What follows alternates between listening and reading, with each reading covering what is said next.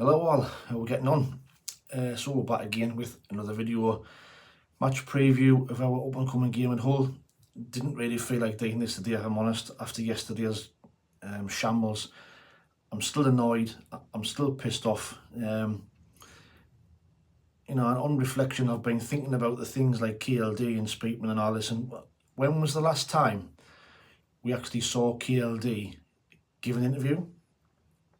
I've been doing some research. The last time I can see an actual video of him is 2021 when he first took the club over.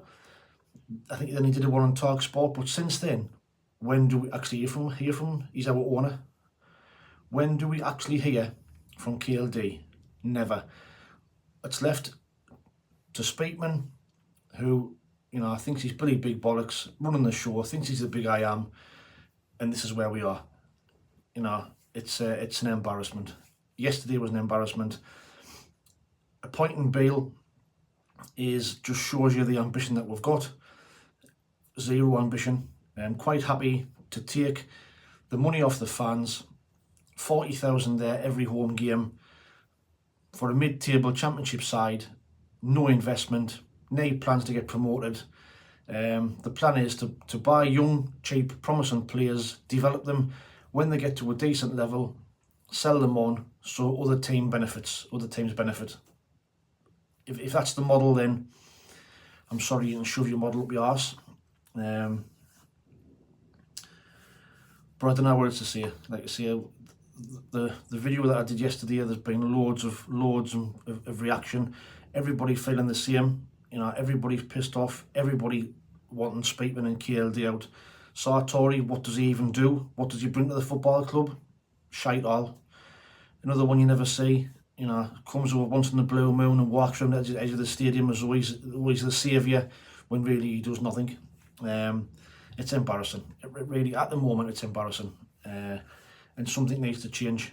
If you had ambition, then we would have went out and we would have gotten a proven manager or a good young up and coming manager. Now, I've heard the rumours about Will Still. Apparently it was going to cost £5 million to get him out of his contract, but fair enough, £5 million is quite extortionate, but there's other managers out there that we could have gotten.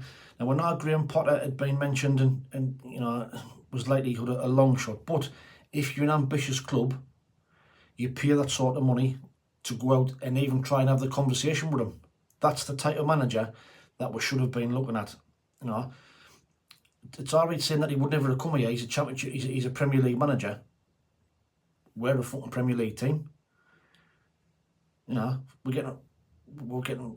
Sorry, our fans are Premier League. That's what I'll say. Our fans are Premier League. At the moment, we're a bottom half Championship side, but we deserve better. We deserve to be treated better. It's an absolute disgrace. But I'll leave it there. Like I say, I ranted enough yesterday. I'm trying to be calm today.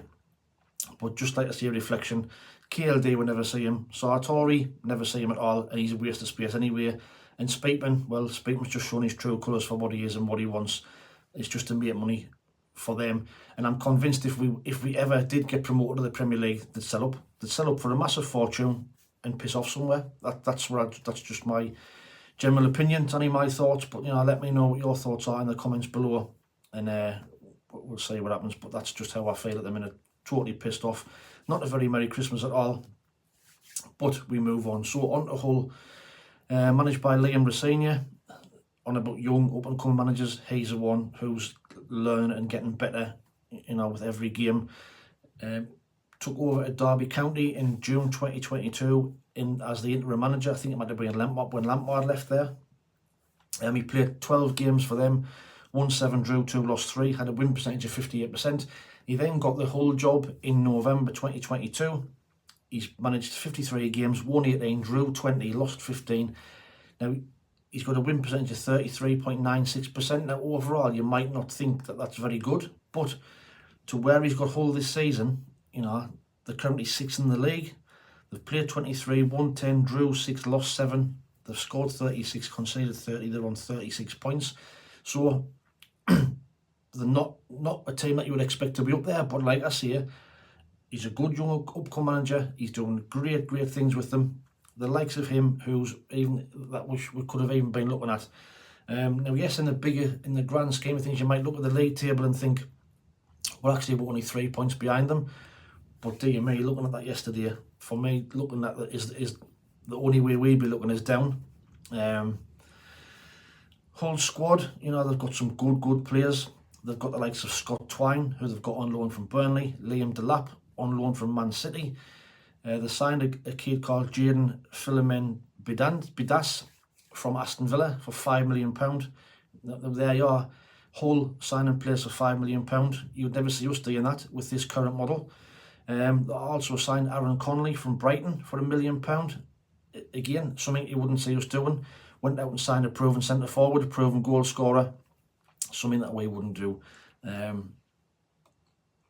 Home form for them this season. They've played 11, won 5, drew 4, lost 2. Scored 18, conceded 10. They've got 19 points, but they've only lost 2 games at home is the key. They're 11th place in the home form table, so, you know, they're still going to be a hard team to beat. You know, they got beat off Bristol City on Friday night, but make no bones about it, it's going to be a difficult game.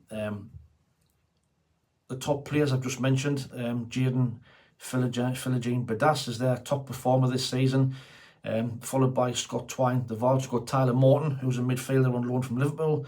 So they've got these good young players. Goals so far this season, well, I've just mentioned Connolly, proven goal scorer. He's got 7 goals this season. Ozan Tufan, the midfielder, he's got 7, and Bidas has got 6. So that, you know, they've got goals from midfield and they've got Connolly up front.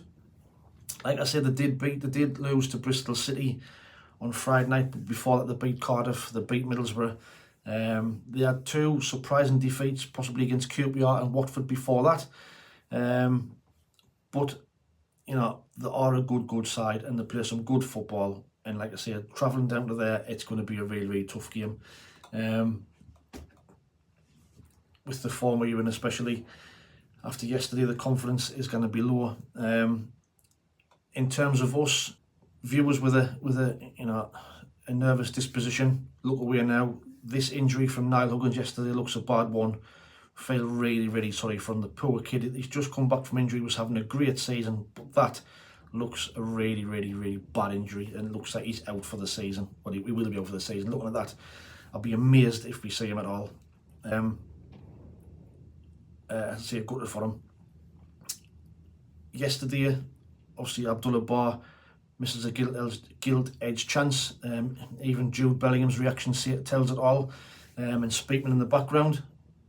And there's actually a woman next to him who's laughing, thinks it's funny. You know, what does that tell you? I don't know who that is, like, but, you know, laughing because we're missing open goals like that, unbelievable. But after the match, during the match, when they went to up, we give up.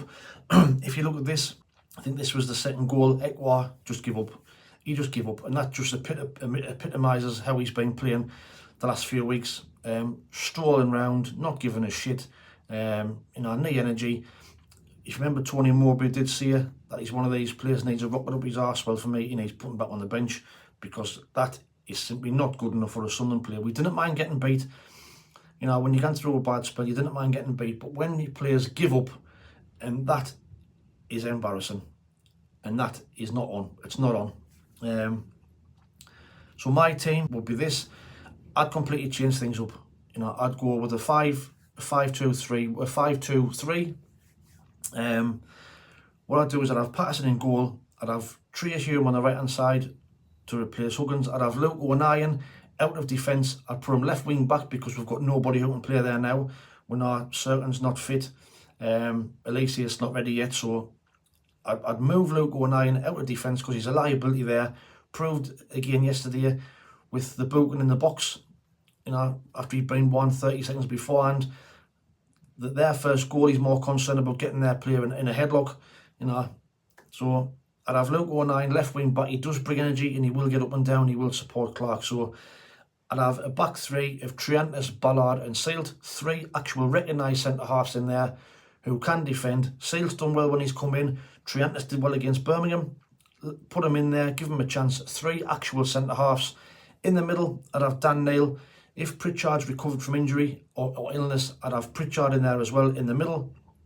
Then a front 3 of Clark, Roberts and Russian would come in, obviously, to get rid of Bar. I'd drop Job, I'd drop Ekwa, and I'd drop Bar.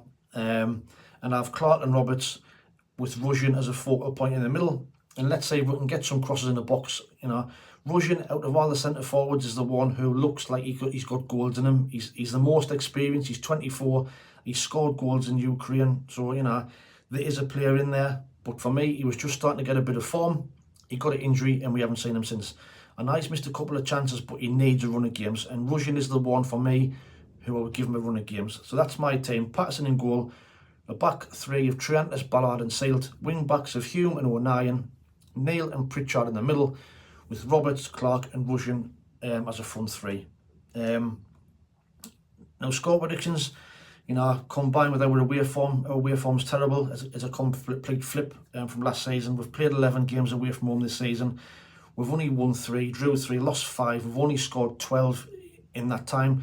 I know we've only conceded 11, but we're not scoring goals. And you know, the last away performance at Bristol City was awful as well. So we've got 12 points, so we're in 15th place in the away form table. So based on that, you know, our confidence will be low. Will they want to come out and prove a point? I don't know. You know, Beale, his comments after the game didn't instill me with any confidence whatsoever. Just basically came out with a load of bullshit. Thought we started the game well and thought we'd, you know, which a different game to me. We'll have to wait and see. We'll see if he picks the same team as Saturday, then you know he should be showing the door then straight away. But we'll have to wait and see. But I hate predicting us to get beat, but I only see Hull winning the game. We are low on confidence. Like I say, but the players gave up and down tools yesterday. Similar type of thing could happen on Boxing Day. So for me, I'm going to go, unfortunately, Hull 3, Sunderland 1. So get your score predictions in the comments below for the shirt competition. Also the Bayern Munich shirt as well. There's nobody got the score prediction right. So that'll carry on to this game. Get your score predictions. The one who's got the correct score will win the shirt, or if it's a draw, will go into a hat to be drawn to get that sent on to you. But let us know what your thoughts are in the comments below overall. But you know, have a great Christmas. Don't let Sunderland spoil it. We'll move on to Boxing Day, see what happens. But please like, share and subscribe if you don't mind. Until the next time, thanks for watching. Take it easy, stay safe, and we'll speak soon. Ta-ra.